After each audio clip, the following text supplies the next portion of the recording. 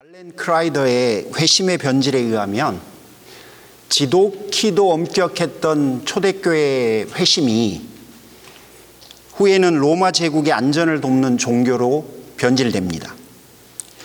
귀족을 상징하던 자색옷을 벗지 않으면 결코 개종을 허락하지 않았던 기독교가 후에는 부자들의 개종을 돕는다는 명분에 그들의 입맛에 맞는 설교를 하기 시작합니다.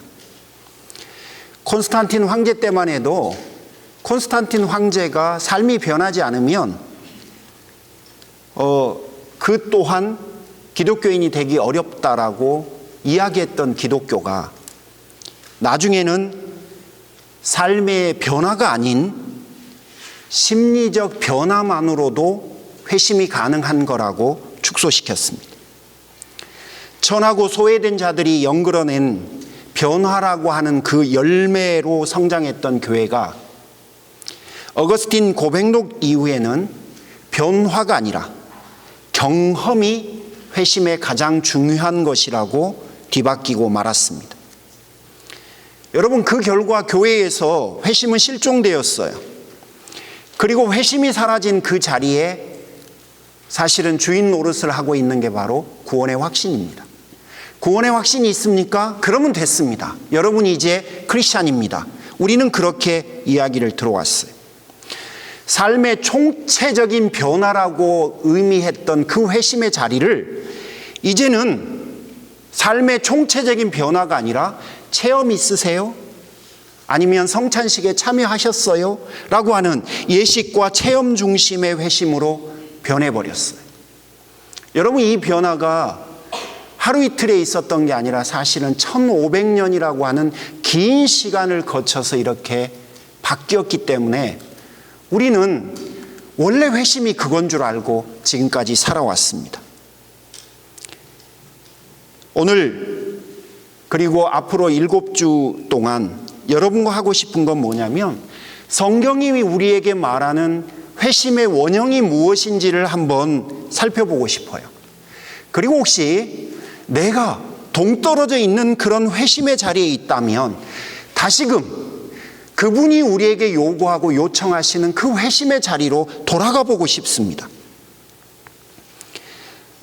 제가 광고 시간에 여러분에게 말씀드려서 여러분이 충분히 이해하십니다. 목사님, 저분이 왜 회심에 관한 이야기를 2달 동안 하려는지. 사실은 그것이 저에게 있어서 첫 번째 동기인 건 맞지만 이 회심 시리즈를 준비하면서 저에게 임한 2가지 말씀이 있습니다. 첫 번째가 바로 여러분이 읽으셨던 에스겔 37장 3절의 말씀입니다. 세번역 성경이었지만 개역 개정판에는 그분이 우리에게 이렇게 말씀하십니다. 능히 살아날 수 있겠느냐. 여러분, 뼈들이 보여요. 그 뼈는요, 사람이 죽은 거죠. 살이 붙어 있었는데 그 살이 썩었어요. 썩어서 흔적도 남아있지 않을 정도로 썩어버린 거예요. 그리고 뼈도요, 본래의 형체가 아닌 하얗게 말라버린 거예요. 여러분, 그 이야기는 그 사람이 죽은 지 너무너무 오래됐다는 거죠. 그 뼈들을 향해서 에스겔에게 묻는 거예요. 에스겔아, 이 뼈들이 살아날 수 있겠느냐? 물론 이 문장이 가지고 있는 의미는요, 이스라엘 백성들이 바벨론에게 포로로 붙잡혀가고 그 이후에 또 페르시아에게도 포로 생활을 하게 됩니다. 그런데 그들이 그 포로 생활에서부터 귀환할 수 있다는 예언적인 말씀이세요. 그러니까 사람이 산다는 말이 아니라요, 포로에서 귀환할 수 있다는 것을 에스겔서 37장이 비유적으로 예언하는 내용입니다. 자, 그런데 이 구절을 읽을 때 저에게는 다르게 들렸어요. 살아나야 하지 않겠느냐? 살려야 하지 않겠느냐? 여러분, 37장 3절은 회심 시리즈를 준비하는 저에게는 그렇게 들렸어요. 살아나야 하지 않겠느냐? 살려야 되지 않겠느냐?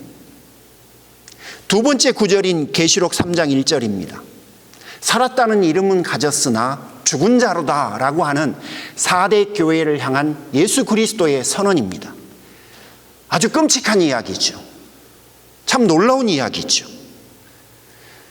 네, 이 안에 교회를 향한 주님의 슬픔이 묻어 있는 것 같아요. 살았다는 이름은 분명히 가지고 있는 교회지만 죽은 자들아라고 하는 그 슬픔. 그래서 여러분, 여러분에게 이렇게 질문해 봅니다. 저를 포함한 우리 모두는 사회인과 성도로서의 삶 중에 어디에다 더 무게중심을 두고 우리는 살아가고 있는가요? 성도라고 불리기는 하지만 성도로 살지 않고 있는 우리의 자화상. 그림자는 항상 나를 쫓아다녀요. 그리고 내 자신을 비춥니다. 하지만 나는 아니에요. 그림자와 같은 삶을 살고 있는 우리들. 여러분, 우리가 주님 앞에 살아야 되지 않을까요? 성도로 살아야 되지 않겠습니까? 여러분과 성경의 회심에 대해서 나누고 싶습니다. 이게 저의 솔직한 고백입니다. 저 잘 모릅니다. 그런데 이 회심에 관한 설교는 사실은 2017년 여름 휴가부터 준비가 된 겁니다. 그리고 접어놓다가 또 다시 들어서 시작을 하다가 접어놓다가 또 들어서 또 접어놓고, 여러분, 수도 없이 많이 반복한 시리즈 설교입니다. 언제 해야 되나, 어떻게 해야 되나, 무엇을 해야 하냐, 굉장히 지난 1년 반 동안 설교자 혼자서 무척 고민했던 내용입니다. 너무 어그레시브하고요, 또 여러분에게 변화를 요구해야 되고요. 그러면 여러분은 그 도전 앞에 어떤 반응을 보이셔야 될 텐데, 그 반응에 대한 확신이 사실은 설교자인 저에게 두려움으로 왔기 때문에 1년 반 동안 주저하던 설교 중에 하나입니다. 하지만 우리가 이 2달 동안 온전한 회심에 도달하기는 무리일 거고, 또 그 가운데 어떤 고민과 또 고뇌와 고통이 우리에게 임할지 아무도 모르지만, 그럼에도 하나님 나라 복음으로 회심한 공동체를 꿈꾸고 있는 우리의 여정에서는 분명히 필요하고 또 의미 있는 순간이 될 거라고 생각합니다. 설교를 준비하면서 제 안에 있는 가장 큰 소원은, 여러분이 변화되기를 기대하는 것보다 더 강렬한 욕구는 성령님의 특별한 은혜가 이 2달 동안 우리 공동체 가운데, 또 우리 사랑하는 성도들 가운데 함께하기를 간절히 소원하는 마음입니다. 여러분, 제가요, 교회가 커지는 것보다 건강한 것을 더 좋아한다니까 혹자들은 여러분 혹시 이렇게 오해하실 수도 있으실 것 같아요. 목사님, 꿈이 너무 작으신 것 같지 않으세요? 그런데요, 여러분, 제가 가지고 있는 꿈을 한번 여러분 생각해 보세요. 이거 1월 달에 설교하려고 준비 중인 설교인데요. 여러분이 다 하나님 나라 복음으로 회심했다고 생각해 보세요. 이게 쉬운 일이에요? 제가 가지고 있는 꿈이 그거예요. 그런데 저보다 더 큰 꿈을 꾸는 목회자가 세상에 어디 있을 수 있어요? 제 꿈 커요. 저는요, 여러분이 다 하나님 나라 복음으로 회심해갖고 모두가 다 하나님 앞에 주목받는 그런 인물들이 되셨으면 좋겠어요. 한 명도 빠짐없이. 그런데 그 꿈이 작습니까? 세상에 이만큼 큰 꿈을 꾸는 목회자 별로 없어요. 저 그 꿈 날마다 꿔요. 그래서 이번 시리즈도 그런 기틀이 좀 됐으면 좋겠습니다. 자, 오늘은 어쩌면 설교라기보다도 파운데이션을 이야기해야 되니까 꼭 학교 같은 느낌이 드실 수도 있을 것 같아요. 한번 귀를 기울여 주셨으면 좋겠어요. 자, 첫 번째, 회심은요, 여러분, 단순하게 구원의 확신을 능가하는 이야기입니다. 그러니까 회심, 그러면 내가 예수 믿기 전에 그분이 나를 회개의 자리로 불러서 제가 앞으로 예수님 믿겠습니다, 딱 그거라고 생각하기가 쉬워요. 하지만 회심이라고 하는 거는요, 내가 예수 믿겠습니다, 저는 예수님 믿습니다, 아멘, 이것을 뛰어넘어요. 우리가 로마서 1장부터 8장까지 쭉 하나님 나라 복음에 대한 이야기를 했잖아요. 그때 제가 세 단어를 꼭 여러분에게 알려드리려고 애를 썼어요. 첫 번째, 복음이라고 하는 것은, 하나님 나라 복음이라고 하는 것은 예수님이 우리를 구원하기 위해 오셨고, 우리는 그 은혜를 입어서 죄인에서 드디어 우리가 하나님의 자녀가 되었습니다. 할렐루야! 우리 모두가 다 하나님의 자녀가 되었습니다. 너무 좋지 않습니까? 이거를 어려운 신학에서는 칭의라고 그래요. 우리가 죄인에서 하나님의 자녀가 되었다는 것. 그러니까 저는 하나님의 자녀가 되었음을 확신합니다 라고 하는 게 거기서부터 비롯돼요. 하나님 나라의 복음의 시작이 바로 그 확신에서부터 시작이 돼요. 그리고 우리의 확신의 근거는 예수 그리스도의 십자가 복음이었죠. 하지만 회심은요, 여기서 끝이 아니에요. 왜냐하면 복음이 거기에서 끝이 아니듯이 회심도 거기에서 끝이 아니에요. 복음은 이제 그 확신을 가지고 그 다음의 여정으로 향합니다. 그 다음 여정이 바로 지금입니다. 오늘. 내가 어제는 예수 그리스도의 은혜로 하나님의 자녀가 되는 그런 기쁨을 맛봤어요. 내가 드디어 하나님의 자녀가 되었어요. 그 확신을 내가 갖게 되었어요. 그건 어제예요. 어제 있었던 그 일이 오늘 사는 나에게는 뭐라고 도전을 하냐면 예수 그리스도의 자녀로 살라고 이야기를 해요. 하나님의 자녀로 너가 살아가고 있냐라고 말을 해요. 그래서 우리는 그 질문 앞에 항상 답을 하면서 살아야 돼요. 주님, 제가 오늘 하루를 주님의 자녀로 이렇게 살아가고 있습니다. 주님, 제가 오늘 당신의 임재를 맛봤습니다. 제가 그래서 오늘 너무너무 행복합니다. 오늘은 바로 내 자신에게 예수 그리스도의 제자로서 어떻게 살아가고 있는지에 대해서 우리에게 묻습니다. 그러면 나는 오늘 그것을 내 삶으로 증명해내야 되는 거예요. 그거를 어려운 말로 성화라고 그렇게 묻습니다.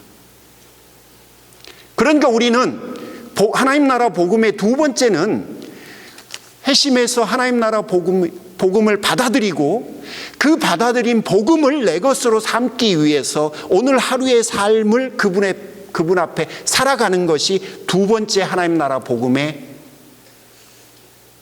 과정입니다. 그리고 마지막 세 번째, 그 여정을 평생 동안 하다가 주 앞에 서서 내가 드디어 영광스러운 몸으로 변화되어지고 그분과 함께 보좌에 앉아서 영원토록 그분을 찬양하는 소위 말하는 영화까지 이르게 됩니다. 자, 이 이야기를 로마서 1장부터 8장까지 쭉 말씀드렸어요. 그래서 하나님 나라 복음은 칭의, 내가 하나님의 자녀가 된 것, 그것으로 끝이지 않는다라고 이야기를 했습니다. 회심도 그래요. 회심도 내가 어느 날 은혜를 받아서 복음을 이해해서 십자가에 대한 십자가 은혜와 그 사랑을 감격하고 깨달아서 그때부터 회심이 시작이 돼요. 그래서 구원의 확신을 갖게 되고 그 다음에 회심은 우리에게 물어요. 그래서 지금은, 어제는 그랬는데 오늘은 어떡할 거야? 라고 우리에게 묻습니다. 그리고 내일 또 그 회심은 우리에게 물어요. 그래서 오늘은 계속해서 묻습니다. 그 여정을 언제까지 우리에게 요구하냐면 주 앞에 서는 그 순간까지 회심은 우리에게 묻습니다. 계속 물어요. 이런 의미에서 회심은 구원의 확신을 갖는 그 단계를 능가합니다. 구원의 확신만을 말하지 않습니다. 기도원에서 우리가 예수님을 처음 만났을 때 회개했던 그 눈물을 전부로 이야기하지 않습니다. 회심의 시작은 될 수 있지만 그게 완성은 아닙니다. 빌립보서 1장 27절에 오직 너희는 그리스도의 복음에 합당하게 생활하라 라고 바울이 우리에게 권면해요. 복음에 합당하게 살라는 거예요. 오늘 우리에게 묻는 거예요. 이 말은 여러분 이런 의미일 거예요. 여러분 모두 구원 받으셨습니까? 할렐루야! 그러면 설교자가 뭐라고 그러냐면 이제 예수 믿는 사람으로 사십시오. 그러면 여러분은 아멘 그러고 돌아가요. 그런데 그 다음 여러분 진짜 예수 믿는 사람의 삶이 뭐예요? 답해 보세요. 여러분 예수 믿는 사람의 삶이 뭐예요?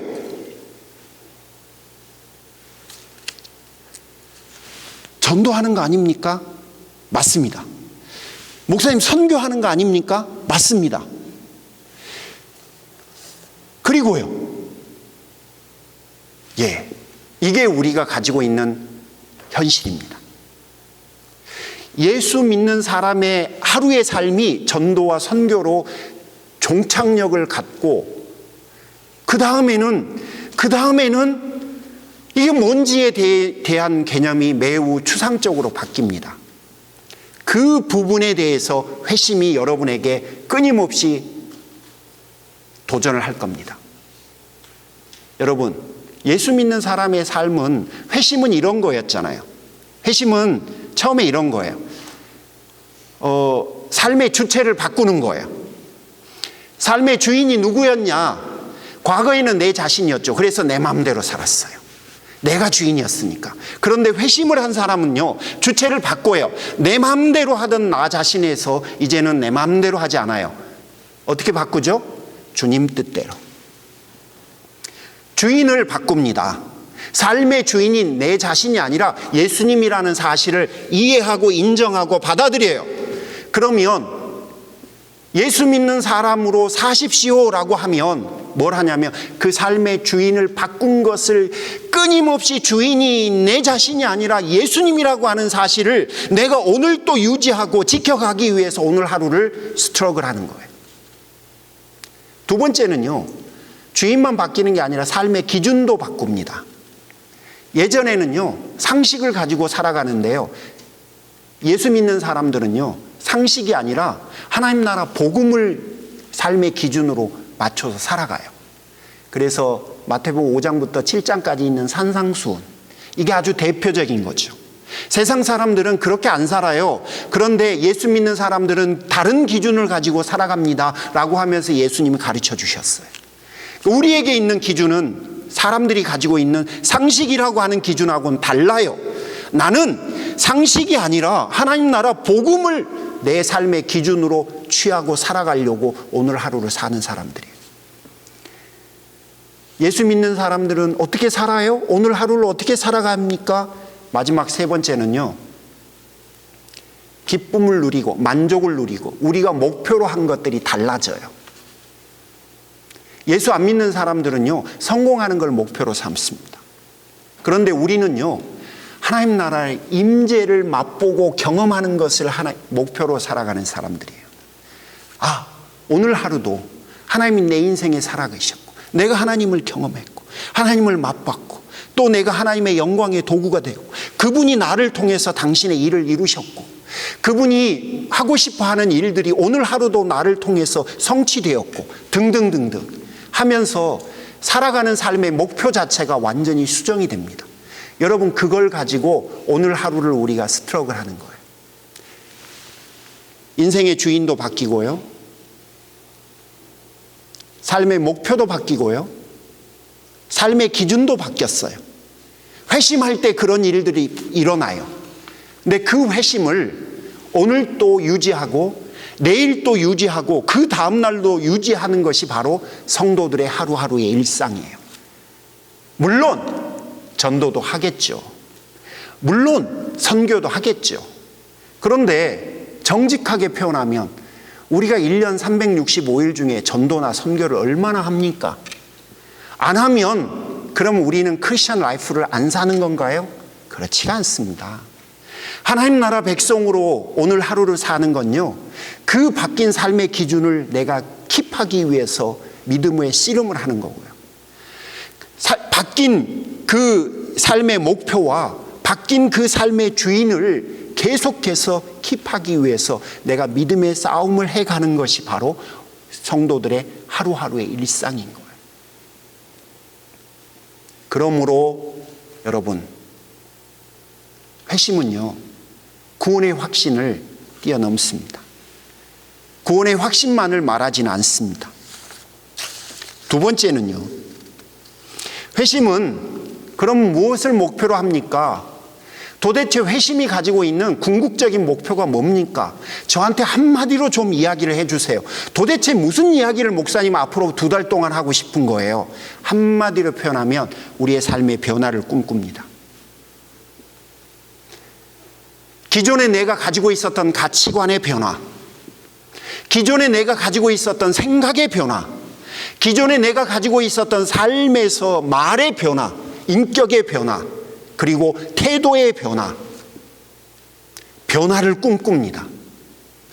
그러므로 우리가 아무리 하나님의 임재를 맛봤다 하더라도 그 임재가 삶의 변화로 바뀌지 않으면 하나님의 임재에 대해서 퀘션을 붙일 수밖에 없습니다.